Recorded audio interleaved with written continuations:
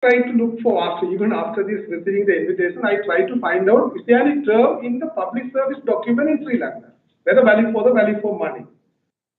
So even I went through the audit act in detail, but there are certain elements are there, but there is no definition for the value for money in Sri Lanka as I understand.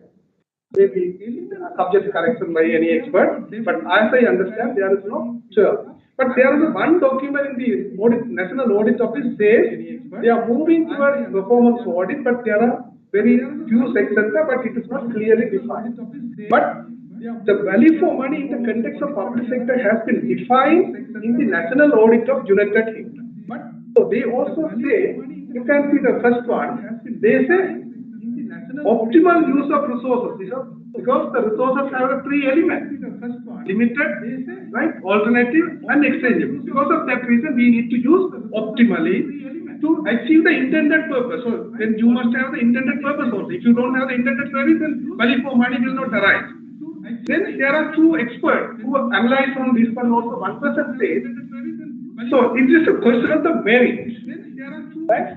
Birth or significance of resource use. And Jackson says the value for money is not a tool or method, but this is some sort of thinking pattern. So how that thinking pattern will come, considering three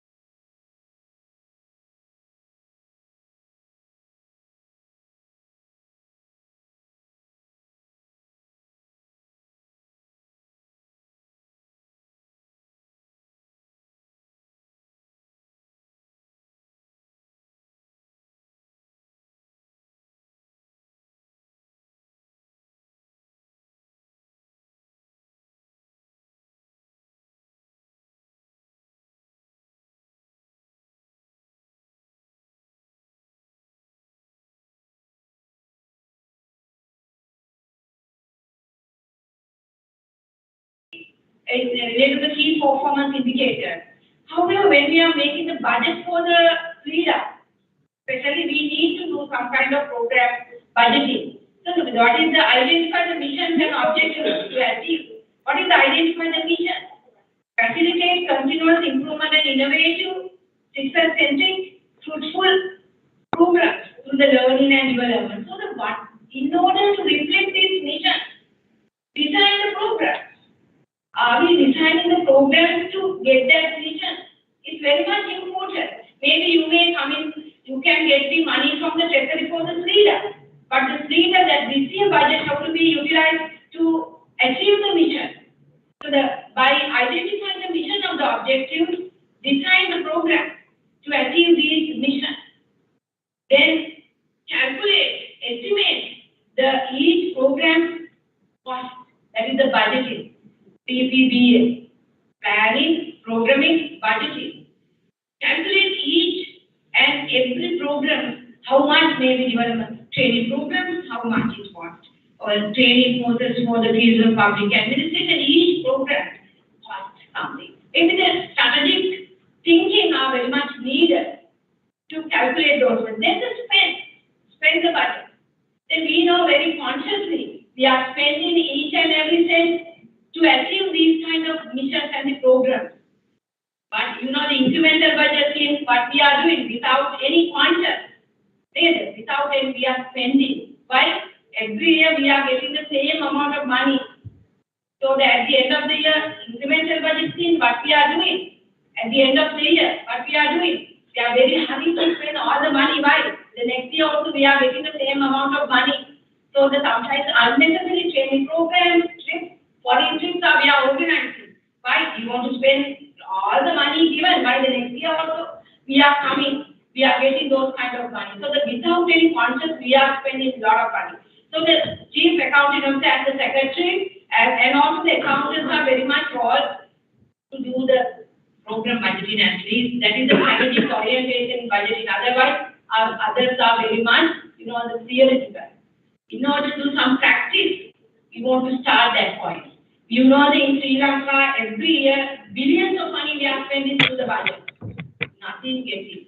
This year also estimated billion, 7,879 billion, our expenditure. But our income is 3,433 billion. But we are spending all this money every year. The development is lagging. So that is not the politician. Every time we are blaming the politician. The corruption is another one, but administrators, especially you are the SLS officer, you have to get that responsibility. And maybe that may be some problems, but that is up to you to do that. Otherwise, people may be a lot of problems. Every time they are very, very frustrated. But the billions of money you are spending every year. Are we achieving the mission? Do we consider? There are a lot of very beautiful mission statements when we are coming to every organization. Are we conscious about these type of things? That is the very much thinking about we want to talk about. Likewise, program budgeting can be done for the organizational perspective, organization-wide. But the zero-based budget is also very much important, but it is a very decentralized but we can go for the program budgeting system. Therefore, a program budgeting can be done for the organizational mission statement. And likewise, every year we can revise all these kind of things. And this incremental budget, that is our normal practice.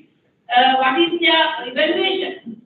Their evaluation is done performance, whether we were able to spend all the money we were given. That is their evaluation criteria. If we were able to spend all the money we were given, we are very successful. We are very successful, right? We are very successful in spending all the money. That is the thing. But we are not concerned achieving the objectives and the results. Therefore, the program budgeting, we know the mission, vision, objectives, and programs. Each and program, how much we are spending each and activities. So we are very conscious about. Therefore, I am asking for you to start at least to do those kinds of program budgeting. Maybe you may talk about, you may know, but I am not practicing. I am not I know very clearly. Therefore, within that note, because of the time constraints, I will stop my discussion. Thank you. Professor, for sharing your valuable thoughts and insights. So, Professor, connecting the keynote speech, she mentioned about various tools to ensure the value for money, highlighted budgeting as a tool for value for money. So, it's not only the cost of providing the service, but also the benefit achieved by providing it. And the resources we have towards the application of value for money, she mentioned. And also, she finally mentioned about the budgeting, performance budgeting, and program budgeting. To connect our missions of the every organization. And finally, she induced our take on the challenges in front of us. So moving to the next panel, the role of heads of department and other public officials in enhancing productivity in the public finance is of great significance. These officials are instrumental in driving efficiency and effectiveness in managing public finance funds. By fostering a culture of accountability, transparency, and innovation, they inspire their team to deliver high-quality services while maximizing the value of public expenditures. This will not only contribute to the economic growth, but also ensure the responsible and effective utilization of taxpayer funds, ultimately benefiting the well-being and development of the nation. So, I'm delighted to introduce our next panelist, Mr. Varun, who will share the insights on the topic of the role of heads of departments and other public officials. Mr. Varun is a special grade officer of Sri Lanka Business Service with over 23 years of experience in several government organizations, including President Secretary, several ministries in charge of digital infrastructure, defense, environment, and foreign affairs, covering a wide range of policy, development, administrative, and project management responsibilities. Currently, Mr. Dharapal is serving as Additional Secretary at Regional Administration Reforms in the Ministry in charge of Home Affairs. During 2012 to 2014, he served as a diplomat in the permanent mission of Sri Lanka to the United Nations in New York and obtained sound exposure to the UN system and its wider stakeholder of multilateral diplomacy. Being elected as the Vice Chair of the Second Committee, Economic and Finance, for the 68th session of UNGA, United Nations General Assembly, he facilitated negotiation for 12 key UN resolutions related to ICT development, technology, globalization, middle-income countries. He also contributed to a number of global and national level policy initiatives, including formation of 15 SDGs and the Rio +20 outcome document of the UN system. Mr. Dharapal holds BSc Special Degree in Geology and Computer Science, Masters in Public Administration, Masters of International Development Studies from Japan. He has been a panelist in several regional and national forums and conferences and resource person for SLIDA. We will now hear from Mr. Dharapal as he speaks on the topic of role of heads of departments and other public officers to increase the productivity in public finance. So the floor is yours.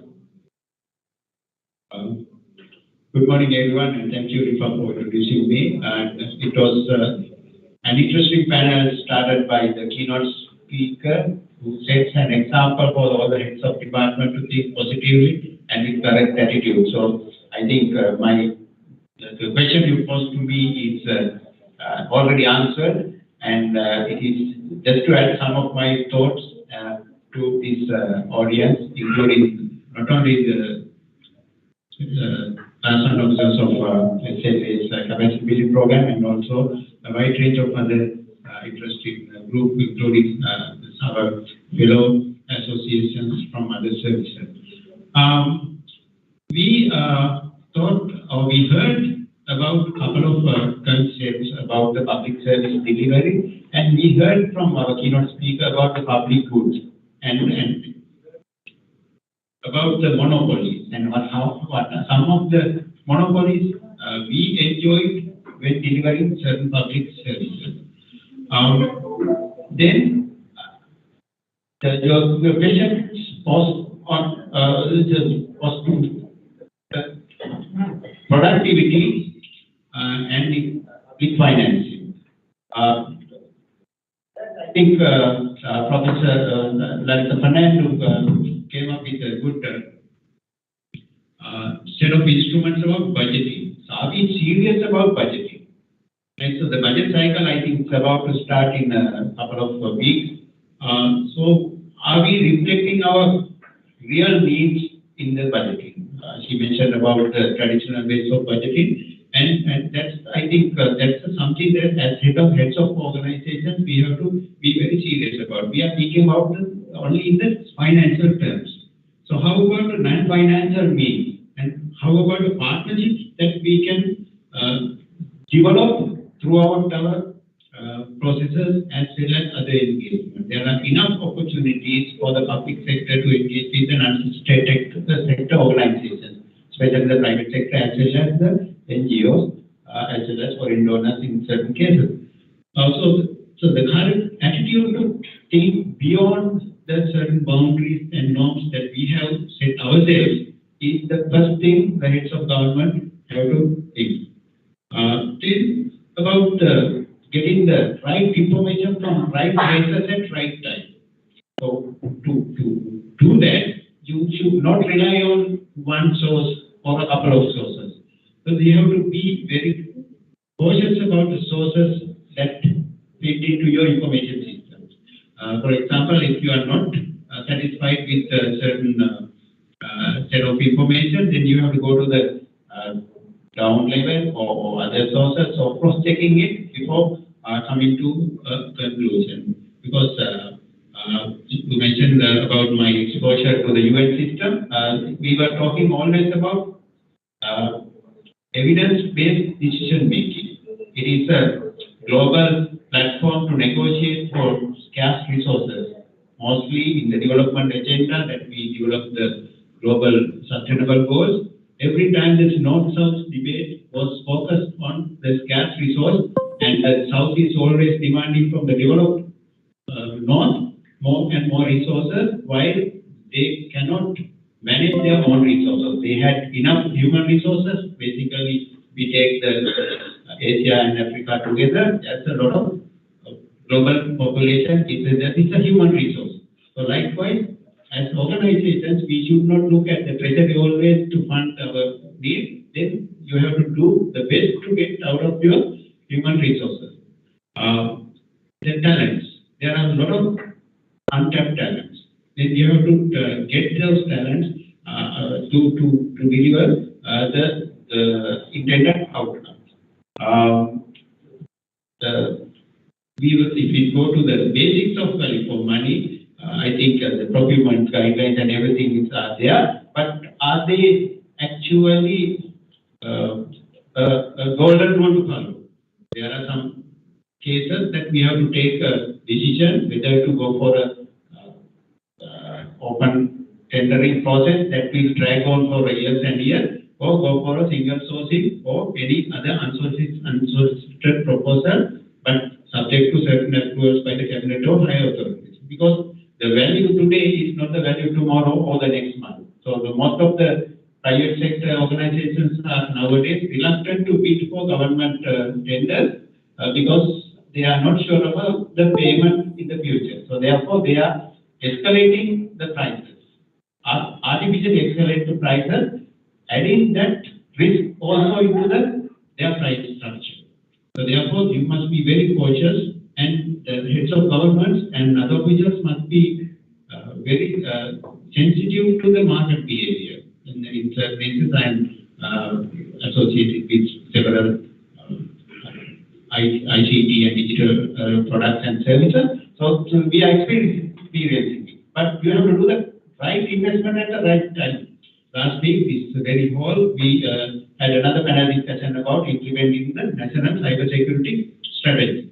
So it is a cost. You have to invest on correct software and hardware to safeguard our critical information infrastructure. If we lose that infrastructure due to inferior goods or not time to intervene with the right technology, then we have to be the victims, not only as an organization, but maybe as a country. There are a lot of breaches of information. The famous medical regulatory or the medical pharmaceutical regulatory data laws, and there are some other incidents. So those are the things, invisible things that we are not serious about. We are thinking sometimes about protecting the walls, the buildings by constructing walls and other things, but sometimes we have to think about this invisible aspect as well.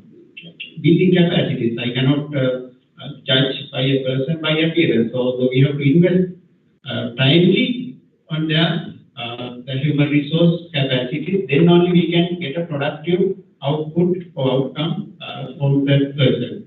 I can see a colleague from the Ministry of Labour. There's a standard labor standard for cost of labor. So for 8-hour turn or maybe hourly rate in the private sector. So that some of the countries are practicing it to the best. So then we have to be vigilant and it is the salary that we are getting at the end of the month. But if we calculate the in terms of what they have really done to the organization or the process or the value that creates by the organization, then we have to rethink of our salary structure and the way we are paying them. We are not paying based on the performance. Fernando mentioned directly about the performance-based kind of a culture in organization. So can't we think of a basic salary that may be about 30 or 40% of a basic salary, and the rest the employee should earn by performing a given output or outcome based on the prior agreement. As SLS officers, I think you are also engaged in divisional and district administration. There's a quite good story told by one of my colleague, district secretary. He's served in an agriculture dominant area. He said, we are maintaining a large number of organizations at the central government level, provincial level, to maintain a large network of irrigation tanks, canals, and everything. It has, I think, it's a yield of the rice itself. If you calculate the cost, maybe with the government fertilizer subsidies and everything, it will cost around, I think, 4,000 rupees per 1 kilogram of rice.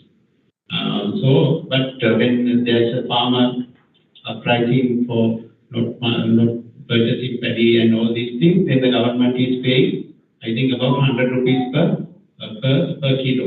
Right? So then, with all these things, the farmers are sometimes unhappy. They always demanding certain things. That my colleague came up with a good proposal. If we give water rights to a private company, you can tell that the bottle of water that's on your table is marked at 100 rupees. It's a drinkable water. There's a process, there's a demand. That's the market price for a drinking water at this time. The irrigation water, we have no idea. We have not think of the value as we think it as a public good and free of charge. So if we can divide the total yield and the total water requirement, I think he calculated the production of 1 kilogram will take about 1,200 liters of irrigation water. So if we can price it, right, so it will cost less than 10 cents. It costs less than 10 cents. So you can sell the right to 25 cents or 50 cents to the private sector and ask them to purchase all paddy by themselves or consumption or animal feed or whatever, then the government is better off and all people are satisfied. So he suggests making it a point to initiate a model by outsourcing a small tank of the irrigation tank to some area and get all these farmer communities to collaborate with that particular company and resolve their own resources by maintaining the canals and everything. So this is the model that we can think of costing and increasing the productivity in the public sector, as well as taking the right decision at right time. So I add my other points in the next round. So thank you for this. Thank you very much, sir, for sharing your valuable insights with us today. So he mentioned about things also connecting with the keynote speaker and the previous panelists. So he mentioned starting with attitude matters. So are we reflecting our needs in budgeting? And right information from right places at the right time is very important thing, as he mentioned. And best to get out of the available resources and utilizing talent, he mentioned. He also is recognizing the importance of market behavior and also thinking about the invisible aspects we are missing in our day-to-day official works and your performance. And he also highlighted on the performance-based approach, so sensitizing us with value of money for the public good. So that we are missing the highlighted example from irrigation water. Thank you very much again. So moving to the next panelist, the public sector plays a vital role in providing essential services to citizens, and it is important to ensure that the resources are used efficiently and effectively. So one way to do this is to set clear expectations for the public sector. So these expectations may arise from private sector, civil society, CBOs, NGOs, etc. This expectation should be based on principle of value for money, which means the public services should be delivered in a way which is efficient, effective, and economic. So 3 E's as mentioned by keynote speaker and also some other E's like ethical, eco-friendly, and equitable. This can lead to a better public services and a strong economy. Well, I would like to introduce our next panelist, Mr. Sanjeevan Belguratne, who will speak on expectation from public sector to enhance the value for money in public finance practices. Mr. Sanjeevan Belguratne is a highly accomplished professional with a diverse range of experiences in both the public and private sectors. He graduated from University of Canada in a Bachelor of Commerce, Masters of Sociology, Master of Commerce, and active member of the Management Institute of Sri Lanka. He began his career in the private sector and spent 2 years as sales executive and a team leader in Lanka Limited before moving to a 13-year tenure of Direct Axiata Limited as a district manager. Seeking new challenges, he transitioned to private public sector, serving as Director of Local Activities Coordination and the Secretariat for Coordinating Reconciliation Mechanisms. Later, he joined the UN Migration and currently holds a position of Director and Registrar at the National Secretariat for NGOs. He also shares his knowledge and expertise as an external lecturer at the University of Canada from time to time. With his diverse background and extensive experience, he has become a valuable professor to any organization he works with. Let's listen to Mr. Sanjeevan Belguratne on the theme of expectations from public sector to enhance value for money in public finance practices. Mr. Sanjeevan, the floor is yours. Good morning to all. We are grateful to be here with panel members. Even the morning, we listened to the keynote speech, actually very well explained about the value for money concept in public sector aspect. But when it's come to the private sector, value for money concept, there is some differences, even in the non-governmental sector. Value for money refers to idea of getting maximum out of what you spend. If you spend single rupee, how much you can get through that rupee is the value for money. Normally, in private sector, they always focus on greatest result that can be get through the smart investments. Normally, government sector also doing smart investment, but when it comes to the private sector, normally they do market research and they negotiate with the suppliers to reduce the cost without sacrificing the quality of the product. And normally every time. And they always focus on the profit margin without touching the quality of the product.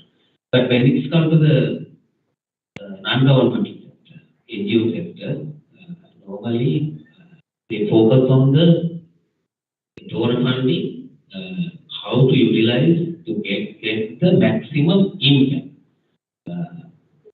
Measuring the value for money in non-governmental sector is normally how much impact you yield through the project.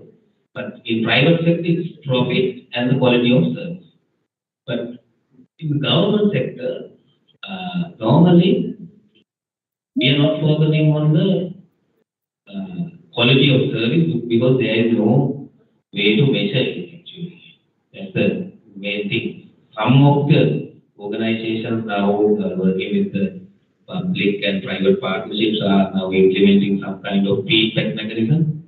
Those things actually highlighted in our early actually panelists also. Normally, you need to have evaluation to measure the impact. Even in government service, when it comes to the performance review, if the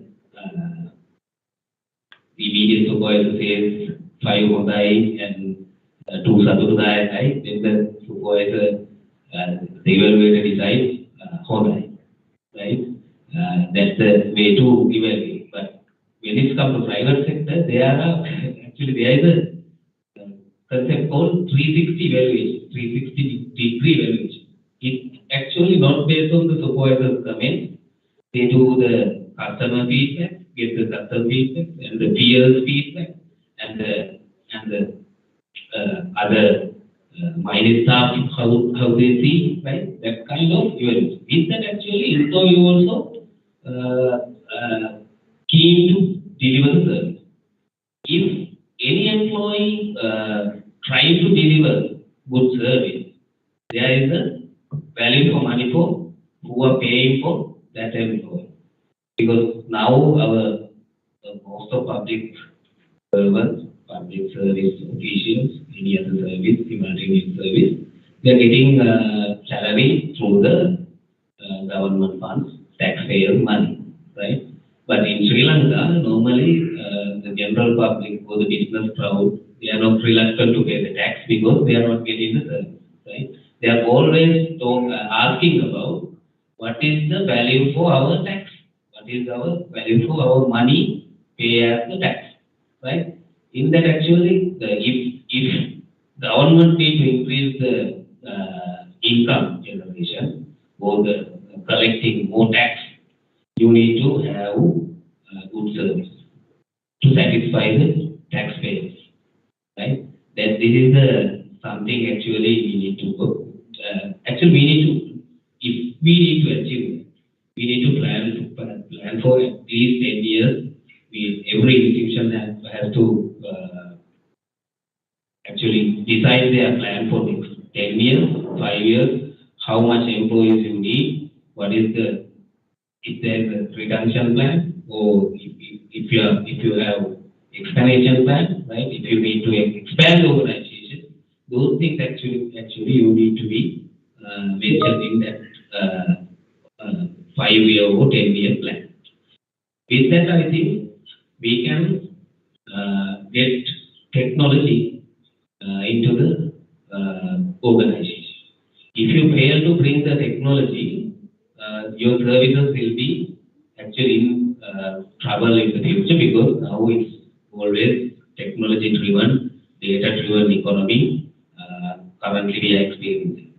But when it comes to the village level, the grassroots level, there are some barriers to get these technologies. But now there is availability for the access for the data always. As our keynote speaker mentioned, actually document, when it comes to document.lk. All the documents actually new gather notifications, all the acts, and if there is a new bill, all those things actually now uploading to documents.lk, you can just click and download it and verify. Otherwise, we have to go to the government press and pay the price, and you need to take the hard copy.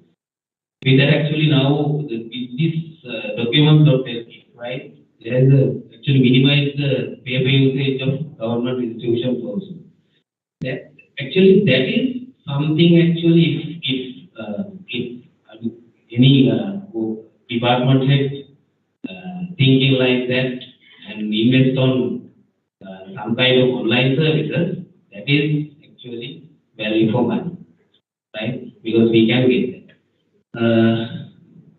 As an example, normally we used to go by train, right? It's cheap compared to other services. If you are driving through car, but instead of you can use the train, but train ticket is very cheap and you can. But if you don't have confidence, you will reach the destination on time. And if you can't go there, actually, if you don't feel it, and if you are not comfortable when you're sitting in the train, there is no value for your value for money is not the price you pay, right? The value for money is what you satisfy with the value for money is that should you satisfy with the keep in mind every time value for money is that should you satisfy freight service is actually not delivering their service. With that, actually, there is no value for money. Actually, we are using train. Actually, you can feel I paid less amount compared to the bus service, but there is no value because you are not satisfied because you don't have trust and you are not confident in you are reaching the destination because there are strikes, suddenly strikes and derailments. Right? With that, we cannot guarantee that train will carry us to the destination on time. Right? That kind of thing that is some kind of example for understand the value for money. But when it comes to the non-governmental sector, NGOs, normally they are responsible for the donors funded for the project. But to ensure all the NGOs who are running with the foreign funds or the donor funds, they need to be accountable for what they are doing. It should be measurable and they need to show it. But when it comes to NGO sector, when we are asking about the reports, action plans, and progress reports, they say, that's why government is asking our action plans. We are not bound to give it. We are independent from government, right? And why do we give our reports to the government authorities? But the donors are asking, and donors are referring to the NGO secretary and asking, is this NGO is doing good service? Are they transparent? Are they accountable to this funds? Are they utilizing the funds properly? That kind of now there is a trend from the donors also. Donors also asking and getting some kind of notification from government authority. With that now we have a mechanism, partly progress review. We are taking with the district level authorities, GA is heading it. And with that, every organization work in a certain district, they need to work with the government agent and at least they need to present their proof. Actually, sometimes we can't do some kind of changes in the action plans, but at least now they are presenting what they are doing. With that, the beneficiaries are also secured with some kind of services that they are getting through these NGOs. I think I'm going to wind up now for this 7 minutes. I think over. Thank you for listening to me.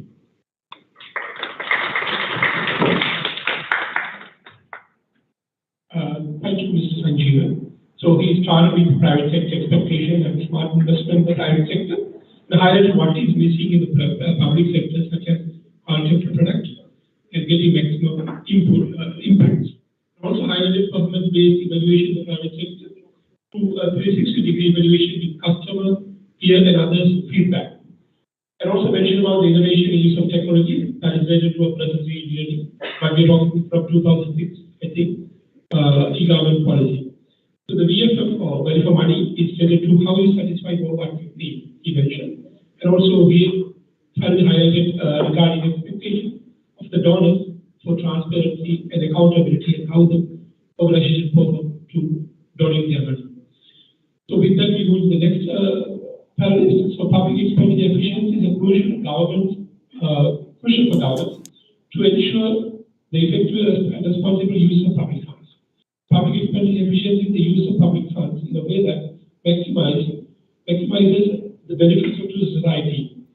It is important to achieve public expenditure efficiency because it can lead to better public services, a strong economic and more equitable society. It's my pleasure to introduce the next panelist, Dr. Lanka, who will provide valuable insights on the topic of what is public expenditure efficiency and what should be done to achieve it.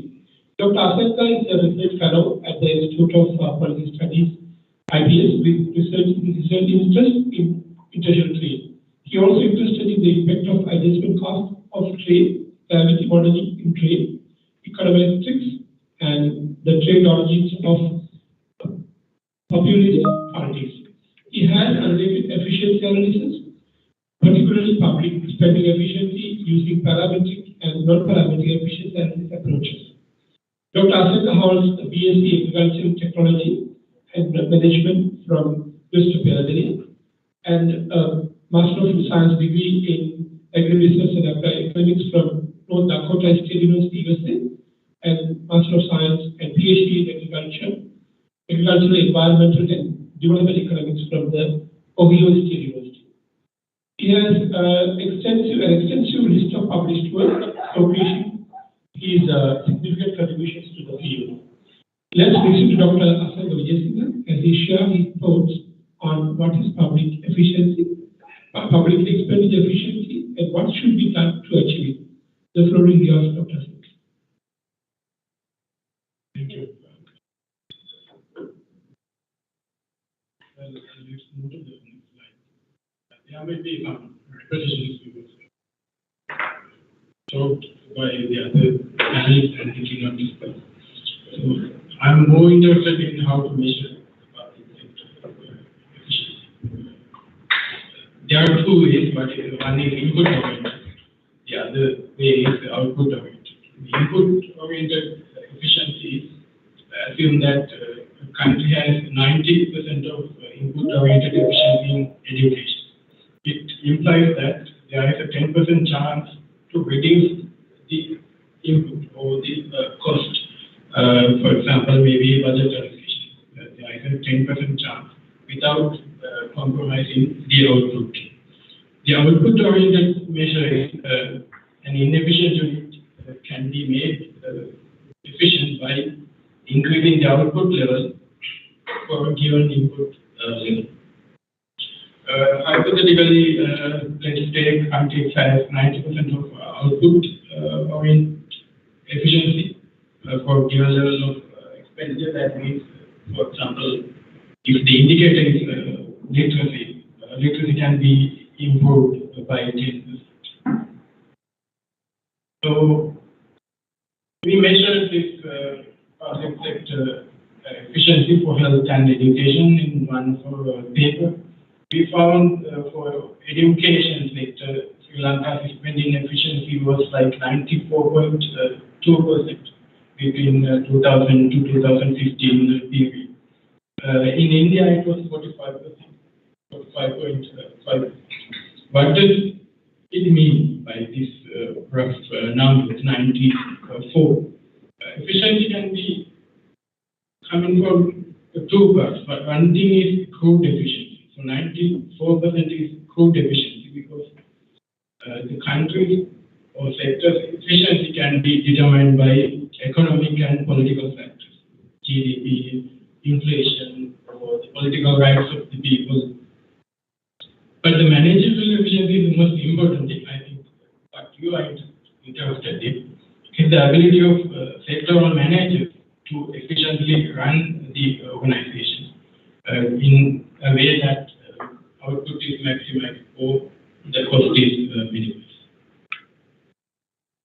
Let's have a look about this Sri Lanka and the South Asian region spending on public sector, spending on health and education.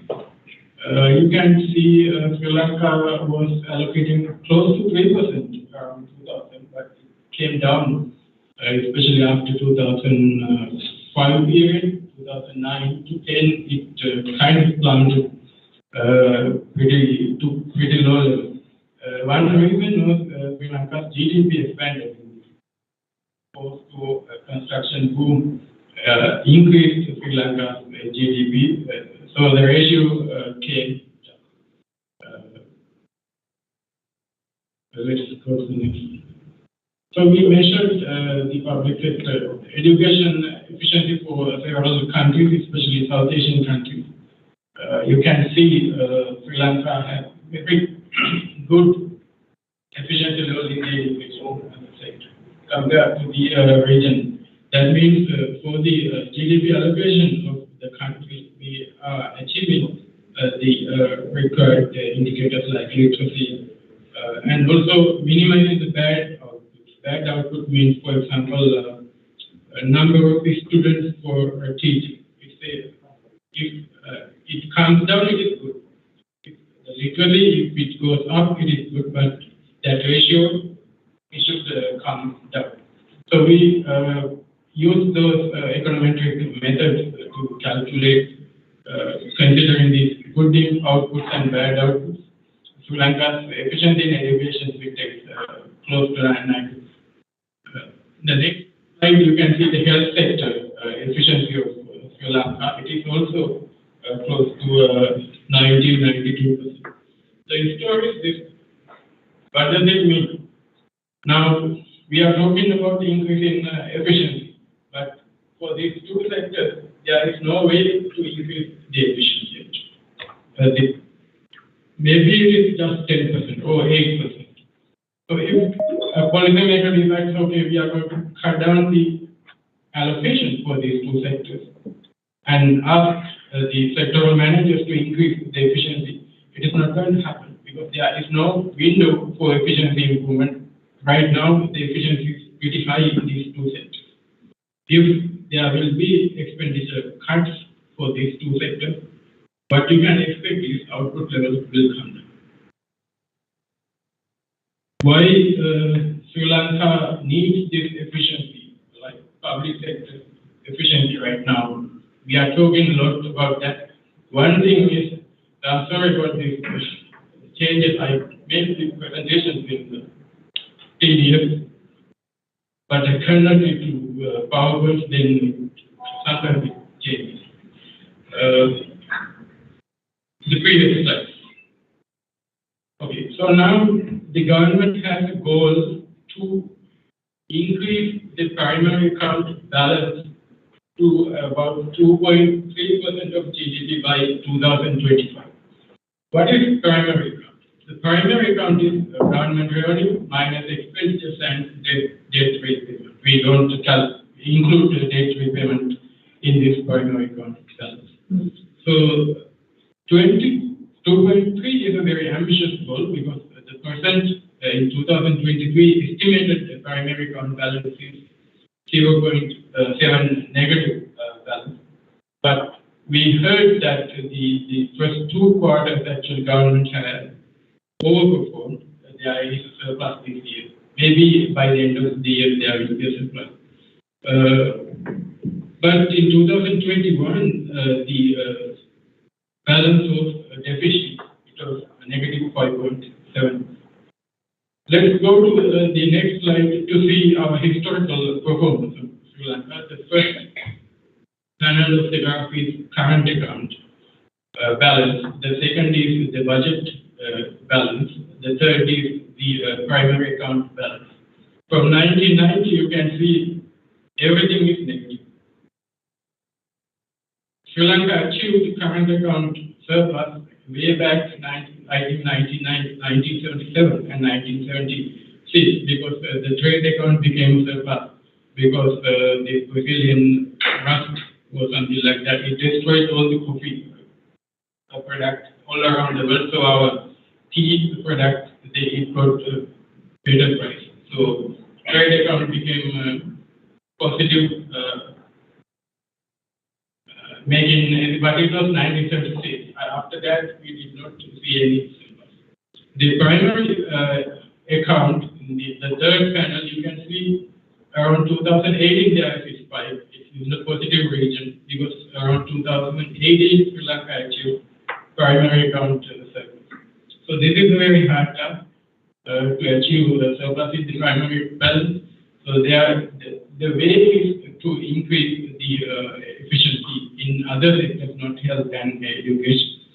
So this figure shows you the classic history of Sri Lanka's trade deficit. Like we had trade account deficit and budget deficit.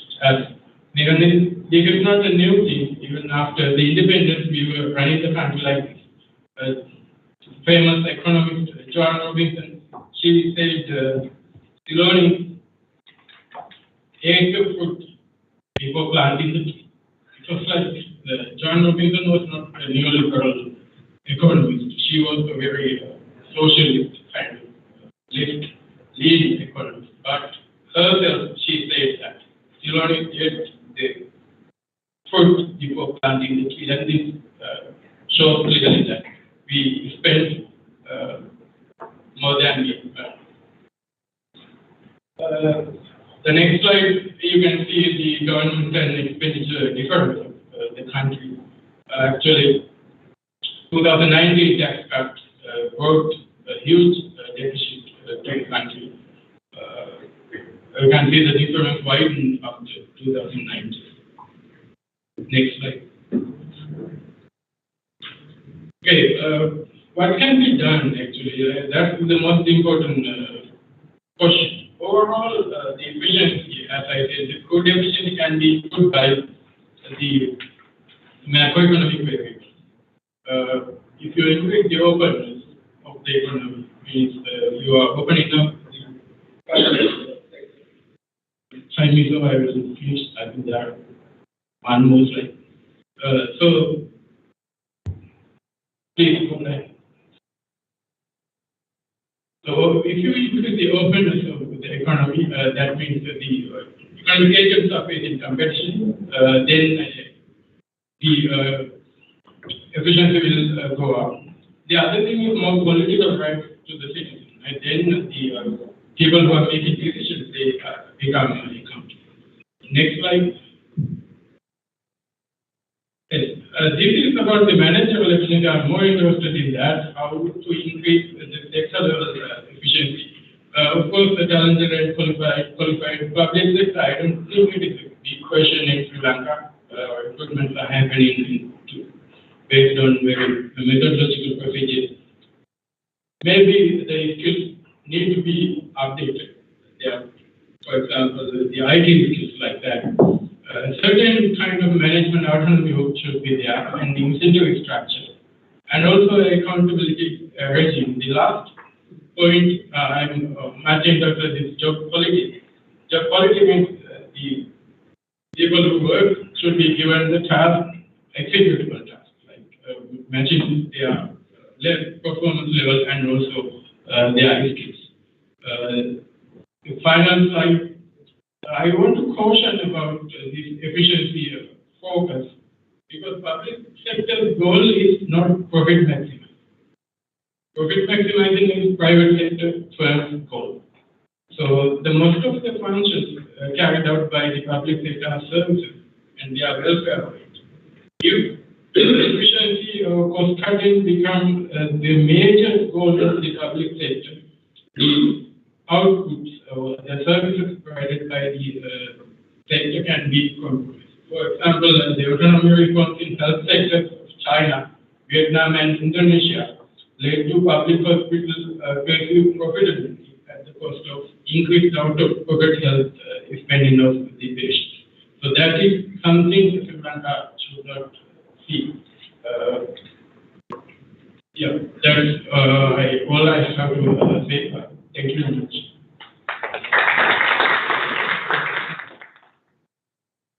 Thank you very much, Dr. Asankar, for sharing your valuable expertise and insights with us. So he compared our efficiency with regional countries in education and health sector with one of his own publications. So why Sri Lanka needs public sector spending efficiency? He touched historical performance on account surplus, and also he mentioned the quote of slowness eat food before planting. So it's a insight, it's thought-provoking, and also improving the economic conditions and what to be improved to enhance the managerial efficiency. So with that, we end the first round of discussion. So as we are exceeding the time limit, so the second round is a self-reflection round. So its time limitation is 3 minutes. So please, we kind of close the time limit. So let's move to the second round. So this panel discussion has reflection round. So the panelists will come up with their own ideas or reflection on the topic of the day, value for money. So I invite Professor Lanka to give your reflection. Professor.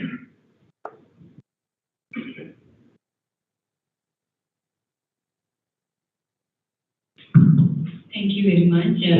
By hearing all the experts and the keynote speakers' ideas, I think we need to concern about with the effectiveness of the public services and in the efficiency aspect. And also we can't forget about the the equity of our services to the people with a transparent and ethical manner. Therefore, the budgeting is the most important aspect to improve the value for money and also efficient service delivery. So if our services are not delivered to the expected standards, that is also reducing the value for money. And we can say, yes, those are the ways and means of getting the value for money, but there are some practical aspects also when we are listening to those kind of discussions. By making the plans for the organization, it's very difficult situation if the political interference may be coming to us, because appropriation of the allocation is another problem. Political interference, so that we have the autonomy and flexibility, but the political interference sometimes may disturb us. Unfortunately, rather than the early days, we don't have some matured political leadership for the ministerial levels. Ministerial level I am talking about, because the minister is the main responsible for, he has to work with the secretary, administrator. Then the administrators and the accountants have to work together, administrators, planning and budgeting. However, we need to touch the vision, but the political vision, political expectations, and they are maximizing the votes also sometimes. So these are the some dilemma we want to face, especially in the planning. And also other kind of thing is, especially our skillful, the employees or the staff members are very much needed. Strategic thinking, critical thinking, and how to make some strategic plans for our public sector organizations is very much important when we are achieving the value for money. And also sometimes we need to talk about some kind of ethical aspect of our officials' behavior. Not only the politicians, ethics. The ethics means integrity and concern for others. especially every time if we are thinking about, we want to do the best thing to our people, the 90% of the performances will be increased. You know the Singapore public service, in the civil service college in the Singapore, they are experimenting the best practices for them. Best practices for delivering the public services. Likewise, SLIDA also can conduct that kind of training programs. What are the best practices? However, if we are thinking that is the concern about the ethics, if we are rather than concerning lot of things, lot of reforms, if we have some mind in our as officers, then we need to give the best thing to our people. We want to do the best. We want to deliver in a best manner, in a courteous manner. That is the 90% of the services that value for money can be improved. So this ethical thinking is very much important, especially as our officers. Those are the things I want to discuss, but there are some practical problems I know when we are reaching those value for money. Some skill people training are needed. Sometimes we are facing some problems, the resources. Allocation, inefficient resource allocation, not appropriate resource allocation. Sometimes because of the political agendas, some organizations are giving a lot of resources than the needy areas. However, even though we are having a lot of constraints and difficulties in the financial resources, however, some kind of innovations, managerial innovations are very much important. Innovation is not big invention, but some, thinking how to deliver the services in a different way despite the financial constraint. So the innovation is very much important in achieving the value for money. Thank you very much. Thank you, Professor Shosi. Highlighted again equity and ethical service in addition to efficiency and effectiveness. Importance of having autonomy and flexibility to advance performance. And also she highlighted the need for the skillful workforce, and also their integrity, and finally innovations. Thank you again. So move on to the next panelist, Mr. Vanusu. Yes, my is I am going to convey three key ideas that came to my mind. One is executives. Do you really think how much an hour of your time worked?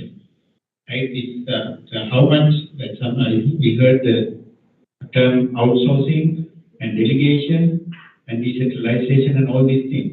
So as executives, you have to optimize your time in overall thinking of the big picture and get the best out of your organization as a professionalism. There's a humor or saying some question raised in the internet about Bill Gates holds his own laundry, right? So there's a saying that whenever he is in a room, he just drops his night dress and goes out to the business straightly, because the time he should spend to get it and fold it will cost the Microsoft company another couple of millions, maybe. Right? That his managerial decision at that fraction of a second is worth that time. So that's the way the private sector is thinking. So that's the public sector also. From the day you get your free education, free healthcare, and other facilities, then whenever you are taking responsibility of education or serving public organizations, you have to take this into your mind. Again, we heard about the compliance performance both. I think I am in a technical advisory committee in the Public Accounts Committee of Parliament. Redesigning the way that organization performance are measured by the Public Accounts Committee. The compliance section as well as the performance sections are now under review, not taking into account the social aspects as well. For example, compliance means compliance to the language policy, right? That is maybe compliance to the accessibility to the organization by disabled or the differently able people. Likewise, there are different aspects. Are we collecting the revenue that is due by an organization, maybe a local government organization or a provincial organization? non-collecting of the due revenue is again a reason for not complying with the performance. So we are always talking about the side. Now, revenue side also, we have we really cost, have we given the real cost of a certain thing?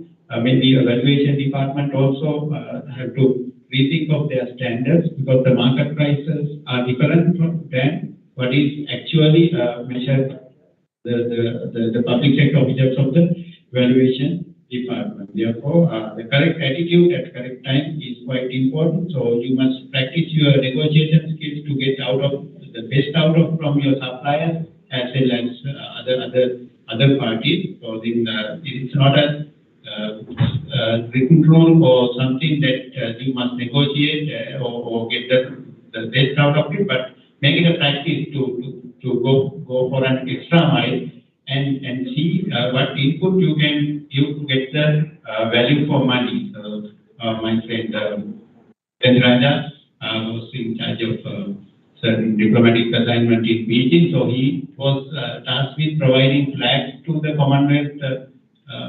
The summit happening took place in Sri Lanka, Chogam, because there's a efficiency or what is called cost efficiency of getting these chip from China.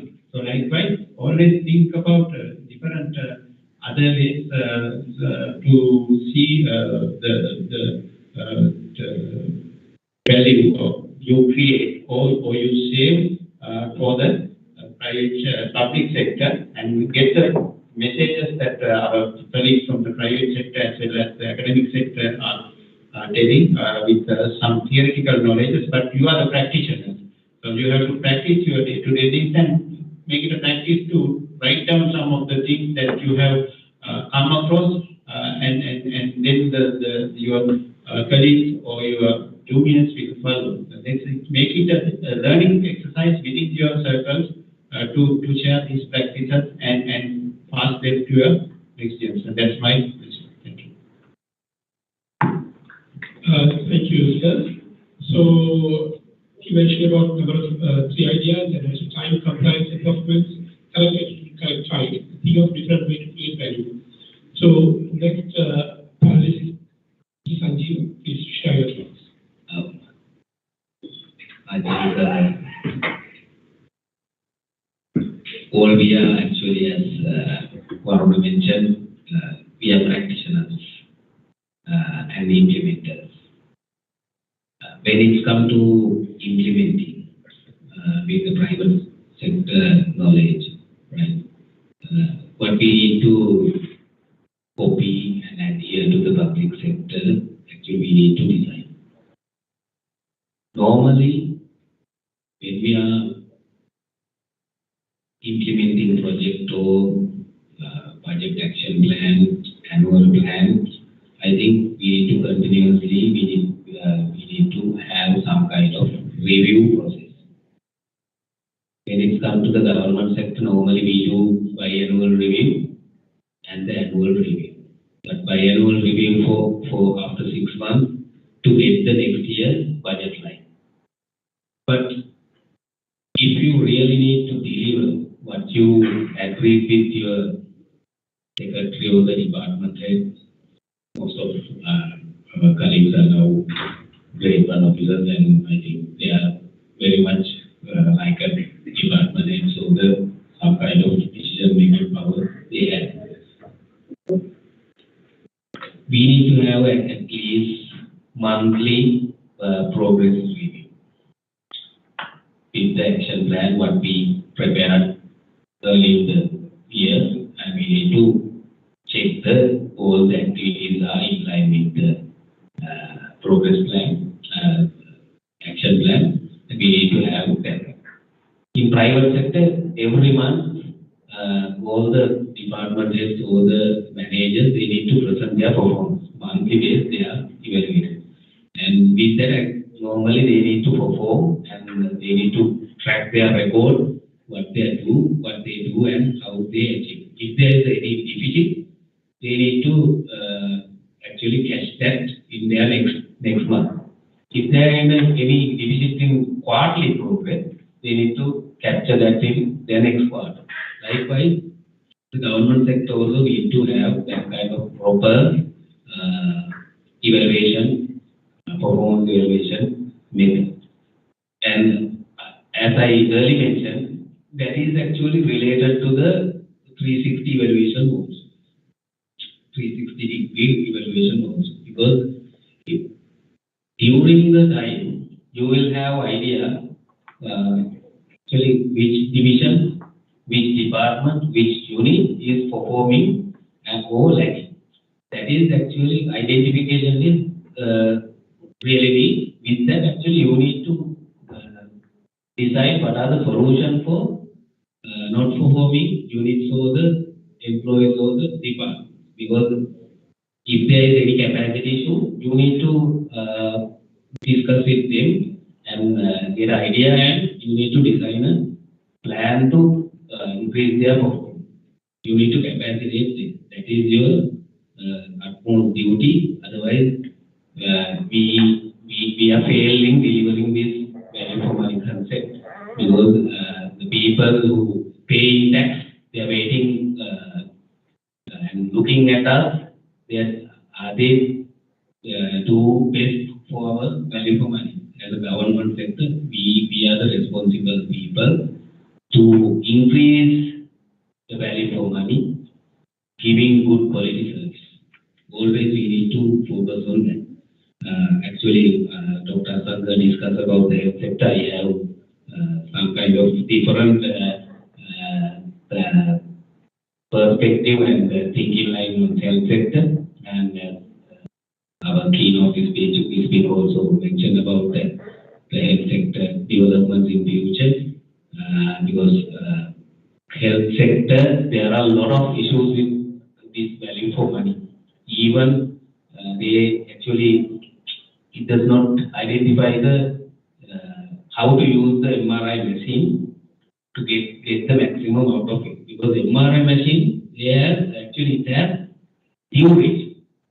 5 years time, they need to reach.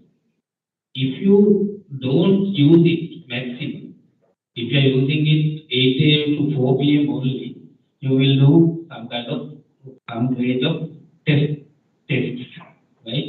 But it's idling from 4 p.m. to next day 8 a.m., right? It's almost 16 hours. It's actually, we are 2/3 of capacities wasting, actually not using it. That's why I think President is asking to operate private paying wards in the government hospitals also. Even these test labs and the other theaters and others also need to be hired after 4 p.m. until the next day 8 a.m. and 8 a.m. You can utilize these resources and earn something from the private sector, and we can give a good service to the patients also. I think that kind of thinking lines need to be changed and increase the government revenue and get the real value for money. Thank you. As Ms. Sanjeev also highlighted the importance of reviewing the progress safeguarding. Again, he highlighted the 360-degree evaluation. He also pointed out our responsibility to ensure the quality service. Thank you so much. And over to Dr. Ask. Thank you. I don't have much to add. One thing I want to say is this, even in our study, what we discussed was about the traditional outcomes. It's always about achieving outcomes, spending less, and what we are achieving is really important. For example, the education sector, the globally used indicators are like literacy. Mainly it is literacy. Primary or secondary enrollment rate. Healthcare, it is like infant mortality rate, one important indicator. But the world has moved from these indicators time ago, like the Asian countries.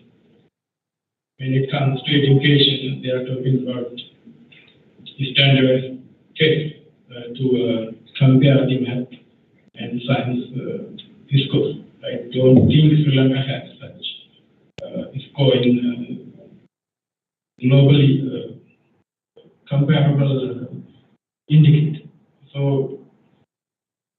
you may be involved in this policy making bodies. It is important for us, for Sri Lanka, to have new set of outcome measures, performance measures for this sector. Right now, we are talking about this artificial intelligence and everything. But if our focus is about the primary enrollment, secondary enrollment, and certificate kind of things, we are a bit backward position. So efficiency in what is a real good question we should ask. Efficiency in achieving which indicator? In my understanding, for many sectors, Sri Lanka needs new set of attributes or outcomes to be set, and we should work hard to achieve this. Thank you. Thank you, Dr. So, highlighting the need of new sets of performance measures. So, with the time constraint, we let's go to the next round. It is question and answer, the third round is question and answer. So, you may pose your question to the panelists from the audience and also from virtually. So, virtually, there is no question posed, so please ask your question.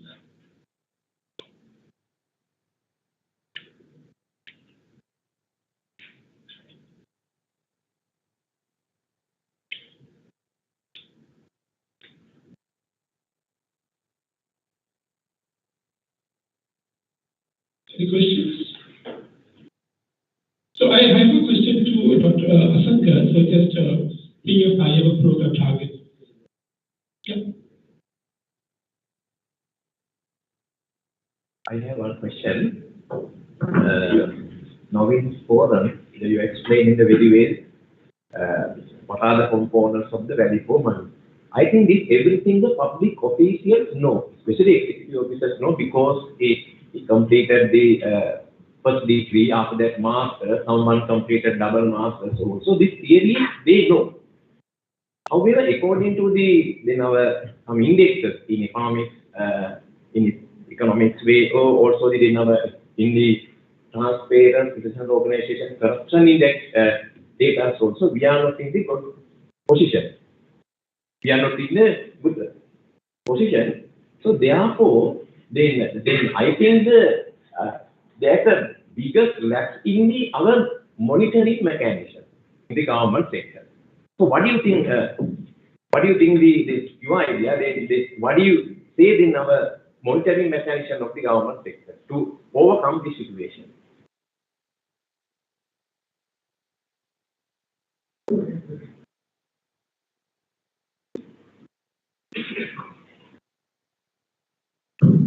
I take that question.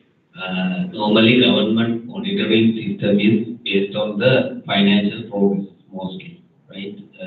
And some projects they measure the physical progress, right? But there is no such kind of. If you can remind, I think Mr. Imela Turiraja, when we started with some kind of dashboard. With some fields, right? In government sector, I think we need to change this monitoring process from actually adhering some key components to measure the outcome of the project. Normally, what we do, physical progress and the financial progress. There should be some kind of indicators to identify the outcomes as well as the impact of the project. If we fail to prove if we fail to deliver much impact of any of our government investment, I think there is no point of doing that kind of project.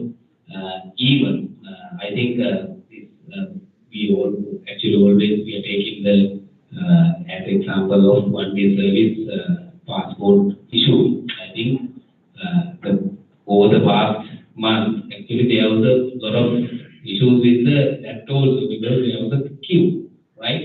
Even if we are booking some kind of actually appointment, that also again putting into another queue, because we are getting date ahead of screen, right? Sometimes our photographs also expired in that day, right? That's the thing, right? When we are evaluating, monitoring, we should have some kind of, as keynote speaker said, end in mind always. We should do first thing first every time. We need to identify the importance and the urgency with that. Based on the urgency and the importance, I think we can monitor all the projects. If that is actually based on the priority measurements. Always we need to draw line. What are the priorities that can be evaluated and monitored when it comes to the implementation of a project.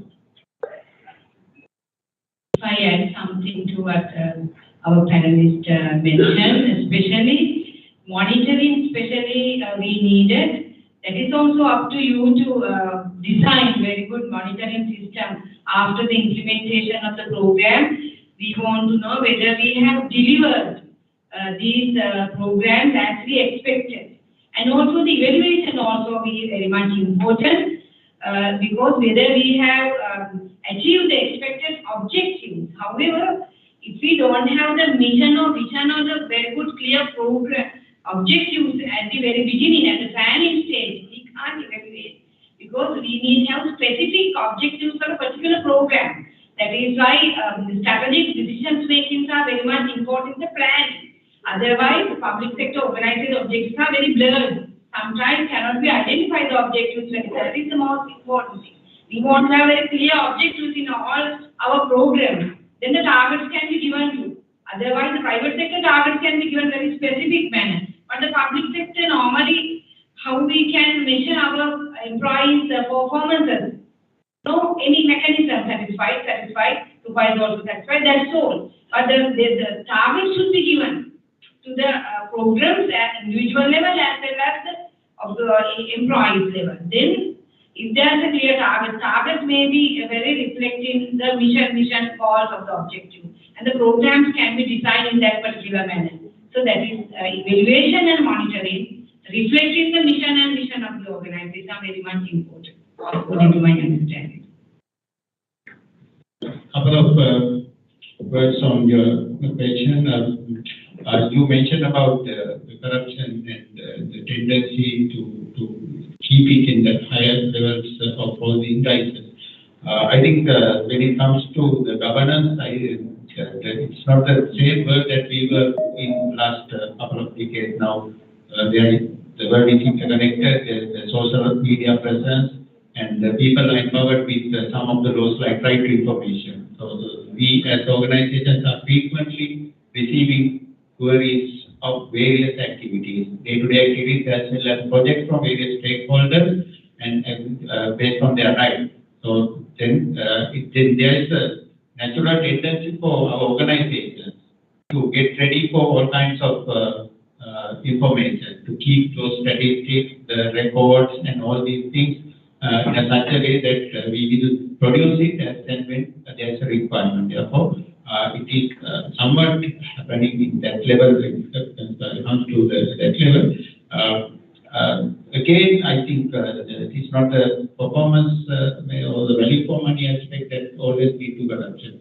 There are some other things with them, some of the lack of legal provisions as well as not promptly implementing certain measures like disciplinary inquiries as well as issuing charge sheets and all these things. And then it will lead to bad example to others who are doing bad practice. So we as organizations must take the actions again at the first sight of those things and bring it to the notice of the authority. So that we ourselves can make it a practice to maybe discourage those malpractices.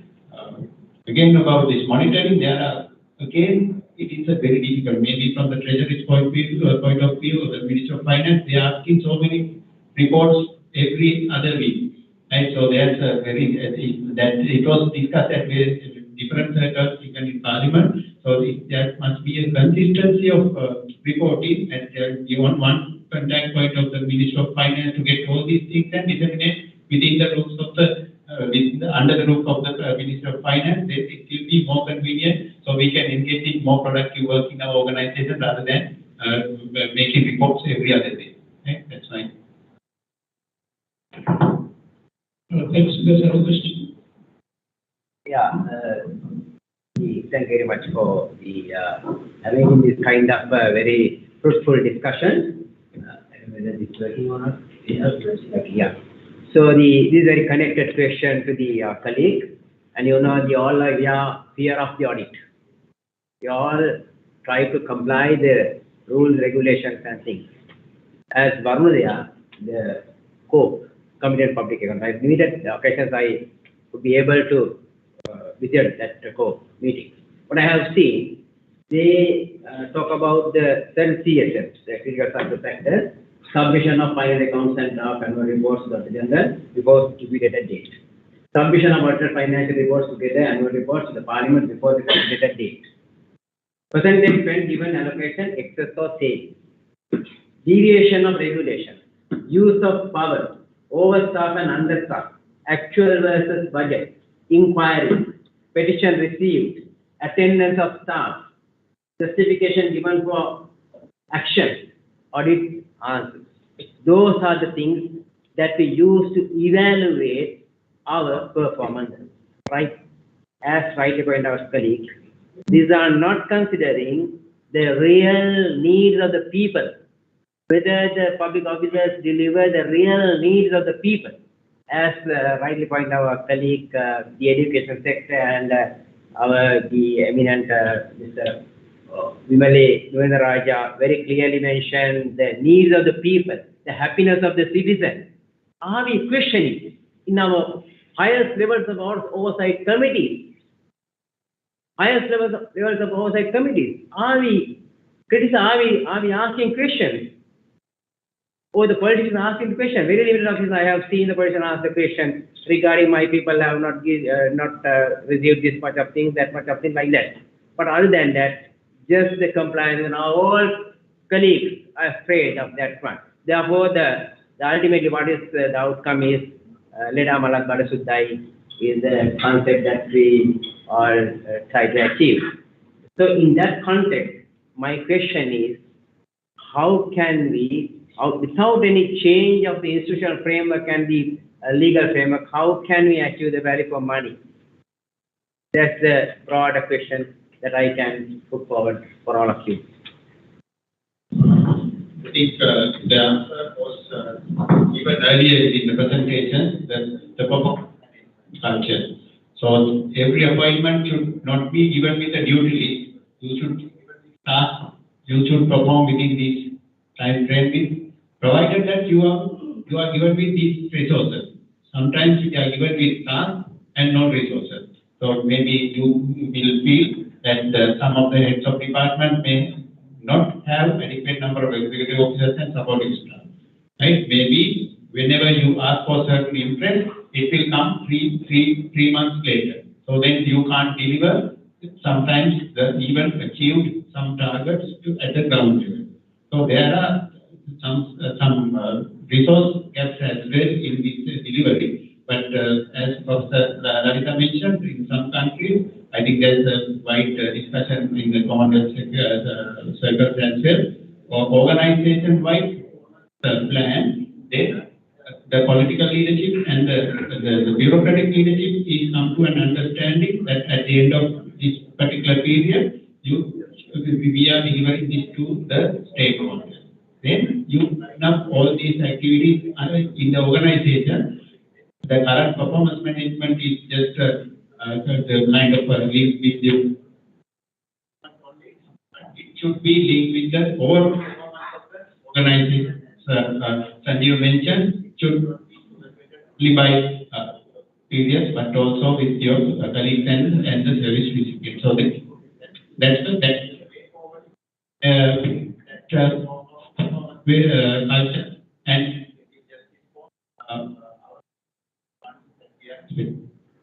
yes, I think that is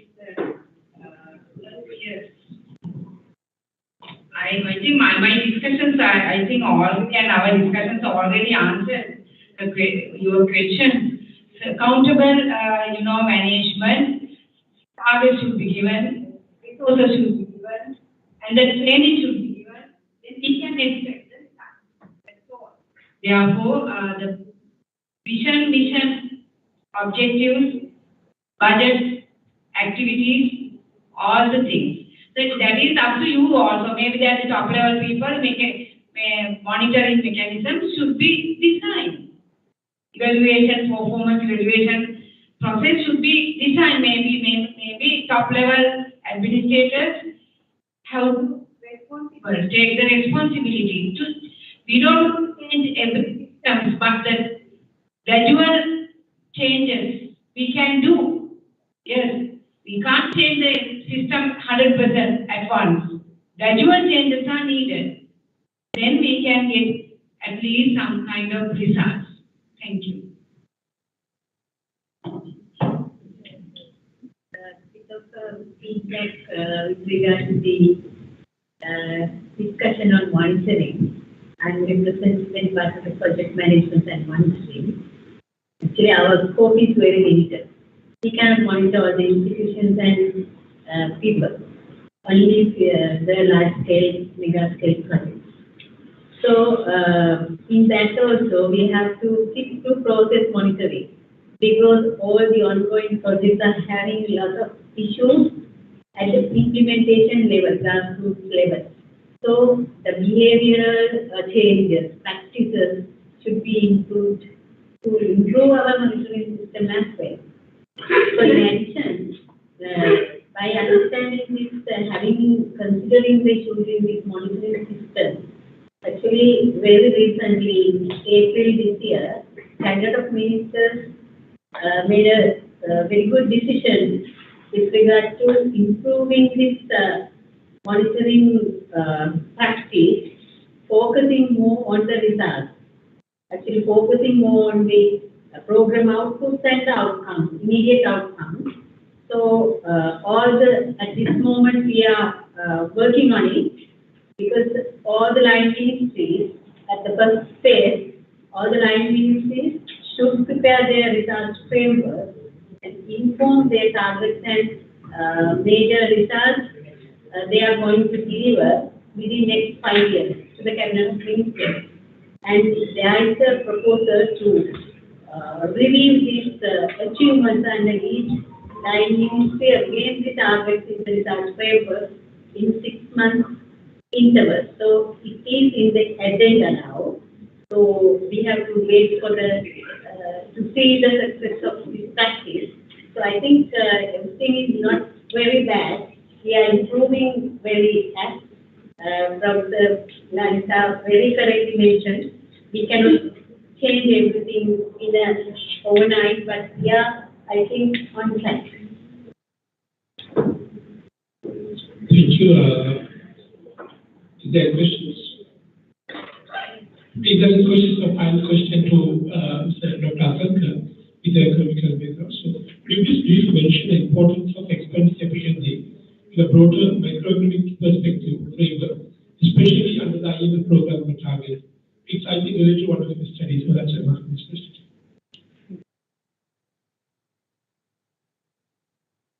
Well, the major component of the program is achieving primarily come to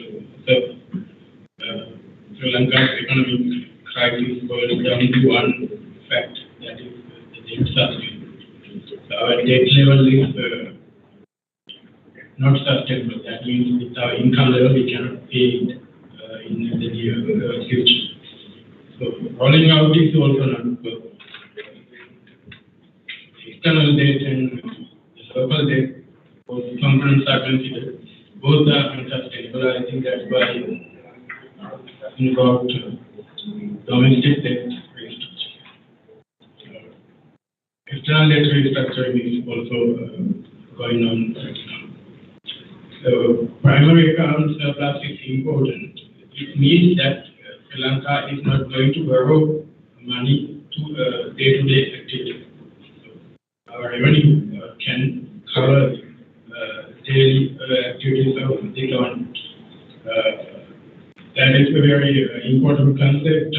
Politically, it may be really challenging, you know, that politicians always want to be re-elected. As an economist, I don't have that burden.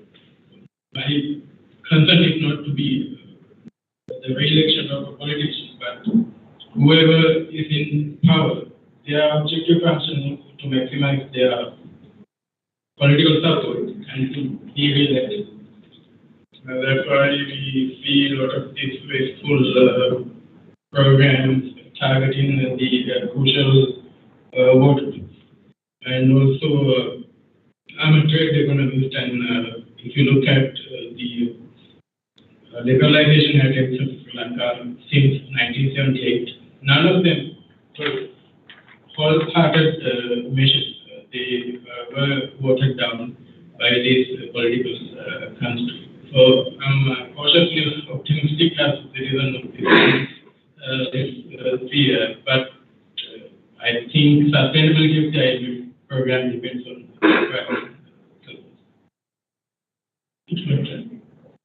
So if any more questions, so before concluding, thank you very much for all your panelists and participants.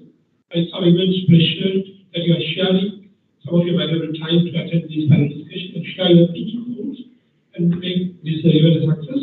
So I also would like to thank SLIDA for the conceptualization and guidance to make this panel discussion. So thank you very much all. Hope you found the panel discussion informative and engaging. So the floor is over to you, Tushar.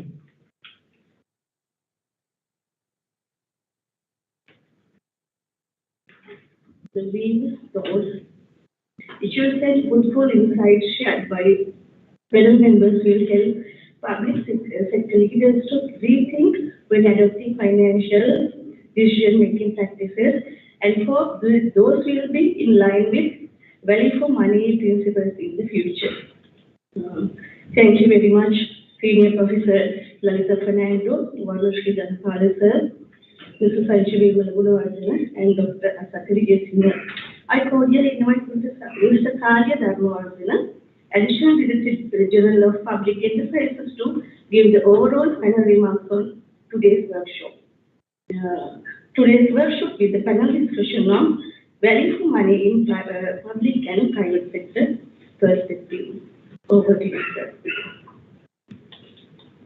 Thank you very much, Director General SLIDA, and eminent panelists who delivered very insightful sessions and talks on the subject value for money.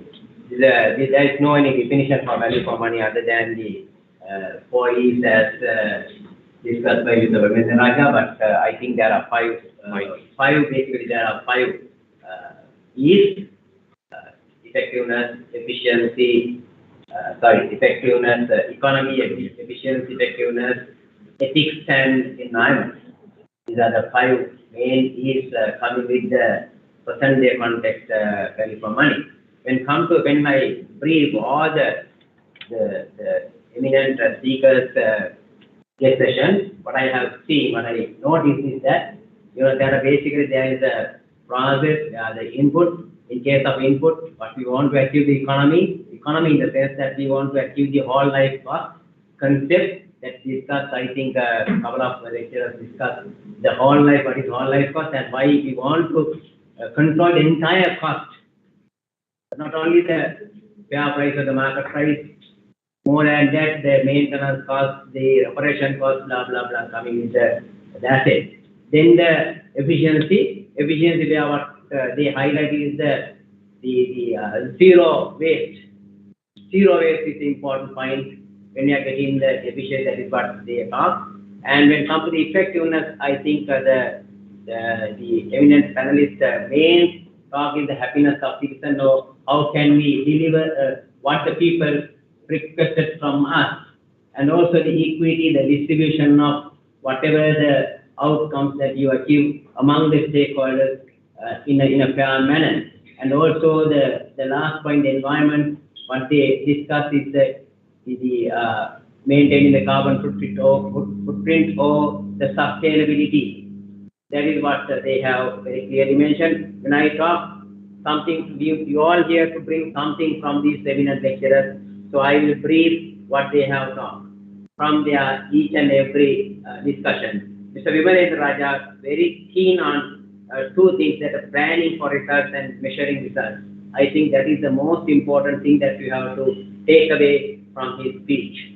Planning results and managing results is the important thing. And also he must mention the value of the time. That's the most important thing. You know that you and me know how the people are suffering of our delays in providing public services. And also Professor Lalita very clearly mentioned the strategic insight into the VFM process or the public sector service process. And where she very clearly mentioned need of the performance, the kind of the program budgeting system, aligned with the defined targets.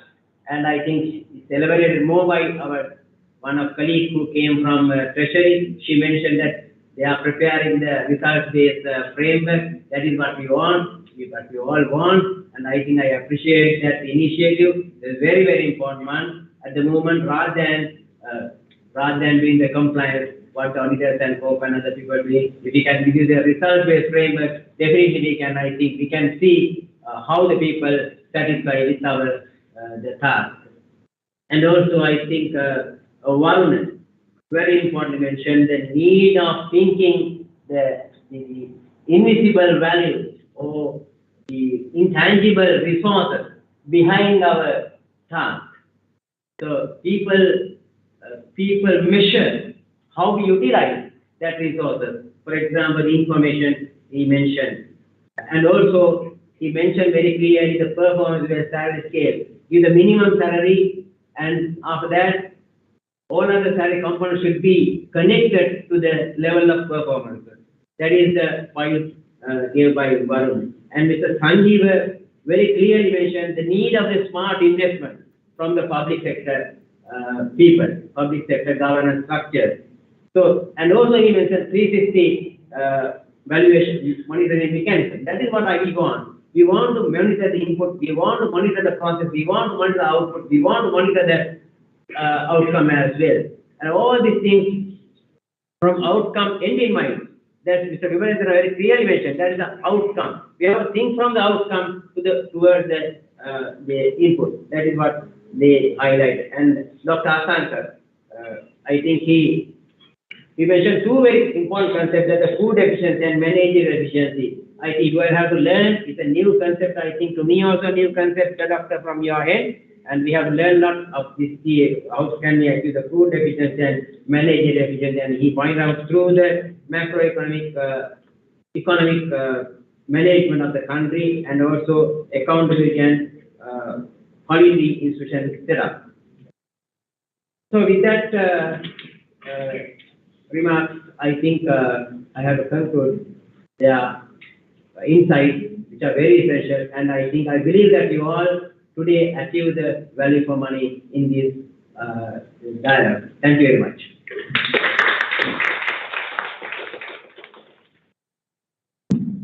Thank you, Samuel, sir. To wind up the session, I cordially invite Mrs. Kanchana Gunawardene to deliver the response.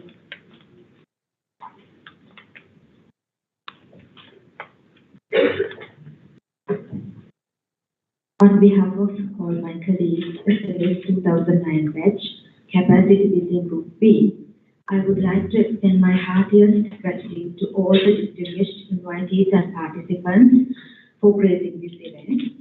Firstly, we are grateful to Mr. K.A. Vimalendra Raja for delivering the keynote speech.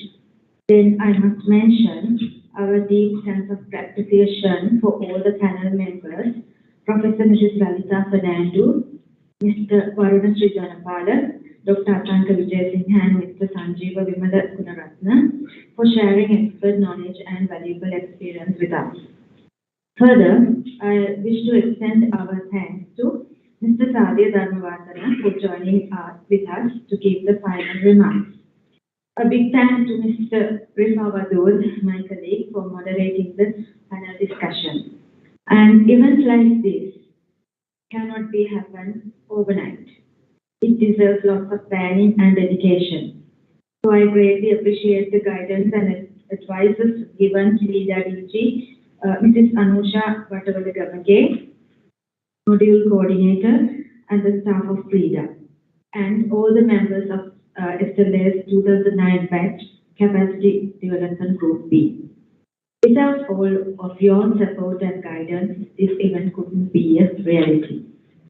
Further, I would like to extend my gratitude to all the representatives from different departments and trade unions, and media personnel representing Sirasa News First, Daily Mirror, and Daily News.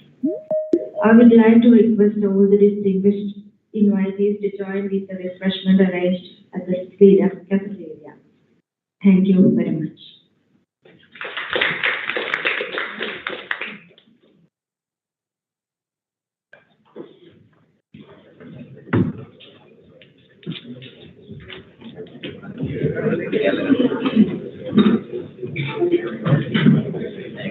Thank you.